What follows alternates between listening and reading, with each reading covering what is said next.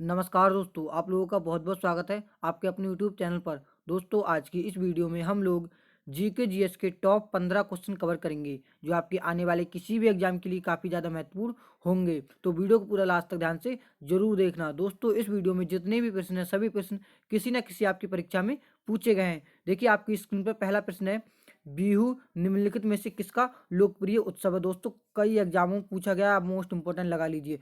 जो बिहू निम्नलिखित में से किसका लोकप्रिय उत्सव है। ऑप्शन ए असम का, ऑप्शन बी उड़ीसा का, ऑप्शन सी बिहार का, ऑप्शन डी बंगाल का। तो दोस्तों, इस प्रश्न का हमारा सही उत्तर हो जाएगा ऑप्शन नंबर ए, यानी दोस्तों असम। आपको पूछा जाए बिहू किस किस देश का मतलब किस राज्य का लोकप्रिय उत्सव है, तो आपको लगाना है असम का है। असम का क्या है, बिहू लोकप्रिय उत्सव है। अगले प्रश्न की तरफ बढ़ते हैं। देखिए, सेकंड प्रश्न, विवेकानंद रॉक मेमोरियल कहाँ स्थित है। काफी दोस्तों महत्वपूर्ण प्रश्न है आपका। विवेकानंद रॉक मेमोरियल कहाँ स्थित है। ऑप्शन ए अंडमान निकोबार में, ऑप्शन बी लक्षद्वीप में, ऑप्शन सी केरल में, ऑप्शन डी तमिलनाडु में। तो दोस्तों, इस प्रश्न का हमारा सही उत्तर हो जाएगा ऑप्शन नंबर डी, यानी तमिलनाडु में। आपसे प्रश्न पूछा जाएगा विवेकानंद रॉक मेमोरियल कहाँ स्थित है, तो आपको उत्तर लगाना है तमिलनाडु में स्थित है। तीसरा प्रश्न देखिए, महात्मा गांधी को राष्ट्रपिता के रूप में उल्लेख सबसे पहले किसने किया था। दोस्तों, आपका महत्वपूर्ण प्रश्न बन जाता है आपका। देखिए, प्रश्न क्या है, महात्मा गांधी को राष्ट्रपिता के रूप में उल्लेख सबसे पहले किसने किया था। ऑप्शन ए सुभाष चंद्र बोस ने, ऑप्शन बी जवाहरलाल नेहरू ने, ऑप्शन सी वल्लभ भाई पटेल जी ने, ऑप्शन डी इनमें से कोई नहीं। तो दोस्तों, हमारा सही उत्तर हो जाएगा ऑप्शन नंबर ए, यानी सुभाष चंद्र बोस ने सबसे पहले महात्मा गांधी को राष्ट्रपिता के रूप में उल्लेख किया था। या महात्मा गांधी को सबसे पहले राष्ट्रपिता किसने कहा था, तो सुभाष चंद्र बोस जी ने कहा था। देखिए, चौथा प्रश्न, प्रथम गोलमेज सम्मेलन कहाँ हुआ था। दोस्तों, काफी महत्वपूर्ण आपका प्रश्न है। प्रथम प्रथम गोलमेज सम्मेलन कहाँ हुआ था। प्रथम गोलमेज सम्मेलन कहाँ हुआ था। ऑप्शन ए नई दिल्ली में, ऑप्शन बी लंदन में, ऑप्शन सी मुंबई में, ऑप्शन डी इनमें से कोई नहीं। तो दोस्तों, इस प्रश्न का हमारा सही उत्तर हो जाएगा ऑप्शन नंबर बी, यानी दोस्तों लंदन में क्या हुआ था, प्रथम गोलमेज सम्मेलन हुआ था।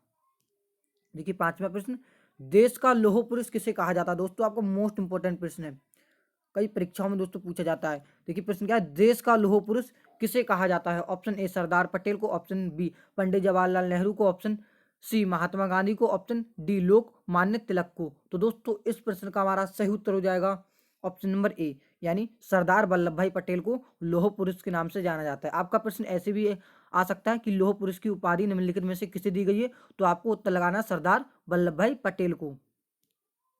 देखिए, छठा प्रश्न, महात्मा गांधी को अध नंगा फकीर किसने कहा। दोस्तों, इंपॉर्टेंट आपका प्रश्न है, महात्मा गांधी को अध नंगा फकीर किसने कहा था। ऑप्शन ए हिटलर ने, ऑप्शन बी जिन्ना ने, ऑप्शन सी चर्चिल ने, ऑप्शन डी माउंट बेटल ने। तो दोस्तों, हमारा सही उत्तर हो जाएगा ऑप्शन नंबर सी, यानी चर्चिल। चर्चिल ने क्या कहा था, महात्मा जी को अधनंगा फकीर कहा था। आपका इंपॉर्टेंट प्रश्न बन जाता है, गांधी जी को अधनंगा फकीर किसने कहा था, तो आपको उत्तर लगाना है चर्चिल ने कहा था। देखिए, सातवां प्रश्न, महात्मा गांधी निम्नलिखित में से किनसे अधिक प्रभावित थे। काफी दोस्तों आपको महत्वपूर्ण प्रश्न बन जाता है, महात्मा गांधी निम्नलिखित में से किनसे अधिक प्रभावित थे। ऑप्शन ए बर्नार्ड से शा से, ऑप्शन बी लियो टॉल स्टाइ से, ऑप्शन सी कार्ल मार्क्स से, ऑप्शन डी इनमें से कोई नहीं। तो दोस्तों, इसका हमारा सही उत्तर हो जाएगा ऑप्शन नंबर बी, यानी लियो टॉल स्टॉय। लियो टॉल स्टॉय से गांधी जी क्या है, सबसे ज्यादा अधिक प्रभावित थे। सबसे अधिक किससे प्रभावित थे, तो लियो टॉल स्टॉय से प्रभावित थे। देखिए, आठवां प्रश्न, महात्मा गांधी का जन्म कहाँ हुआ था। दोस्तों, काफी इंपॉर्टेंट प्रश्न है, जितने भी आपके महात्मा गांधी से रिलेटेड है काफी ज्यादा इंपॉर्टेंट प्रश्न बन जाते हैं, पूछे ही जाते हैं परीक्षा में।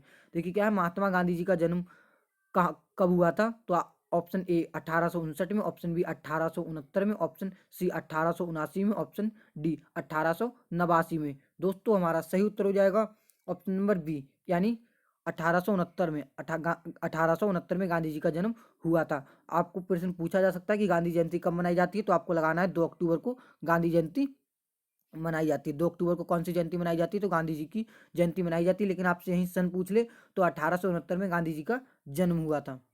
देखिए, नवा प्रश्न, प्रश्न देखिए क्या है, काफी महत्वपूर्ण प्रश्न है।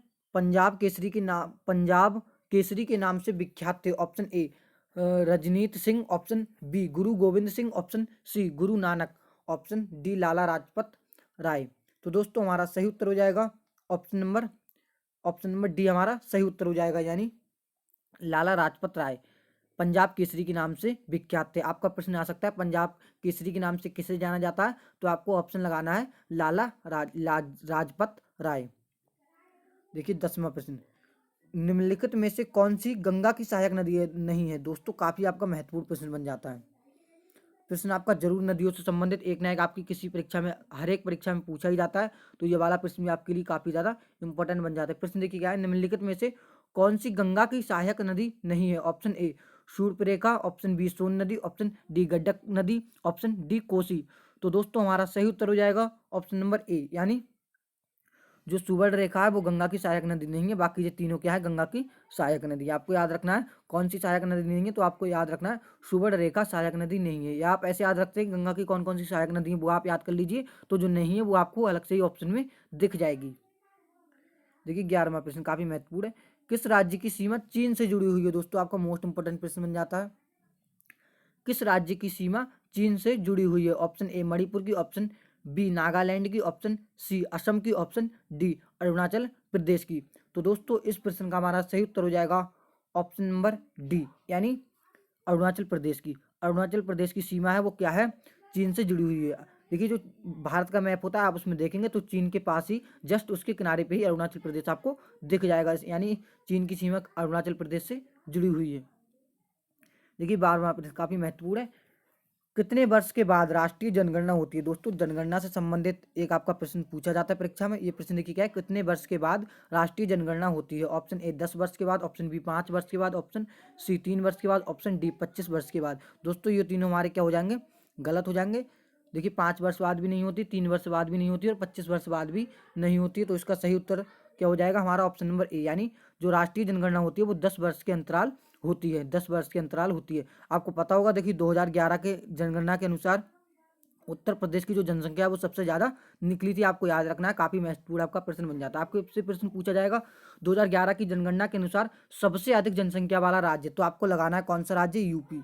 कौन सा सबसे ज्यादा अधिक जनसंख्या वाला राज्य, तो यूपी आपका राज्य सबसे अधिक जनसंख्या वाला है। देखिए 13वां प्रश्न काफी महत्वपूर्ण है, कासीरंगा राष्ट्रीय पार्क है। ऑप्शन ए उड़ीसा में, ऑप्शन बी महाराष्ट्र में, ऑप्शन सी असम में, ऑप्शन डी इनमें से कोई नहीं। तो दोस्तों इस प्रश्न का हमारा सही उत्तर हो जाएगा ऑप्शन नंबर सी, यानी असम में।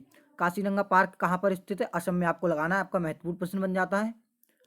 देखिए 14वां प्रश्न, ऑपरेशन फ्लड से संबंधित है। Option A Tamil Nadu, option B बाढ़ नियंत्रण, ऑप्शन सी दूध का आयात, ऑप्शन डी डेयरी विकास। तो दोस्तों हमारा सही उत्तर हो जाएगा ऑप्शन नंबर डी, यानी डेयरी विकास। ऑपरेशन फ्लड से कौन संबंधित है, तो डेयरी विकास संबंधित है। देखिए 15वां प्रश्न आज की हमारी वीडियो का लास्ट प्रश्न है। दोस्तों कमेंट करके जरूर बताना आपका स्कोर कितना रहा। धान की खेती के लिए सबसे उत्तम मिट्टी कौन सी है। दोस्तों आपका मोस्ट इंपोर्टेंट प्रश्न है, धान की खेती के लिए उत्तम मिट्टी कौन सी है। ऑप्शन ए सख्त मिट्टी, ऑप्शन बी काली मिट्टी, ऑप्शन सी दोमट मिट्टी, ऑप्शन डी लाल मिट्टी।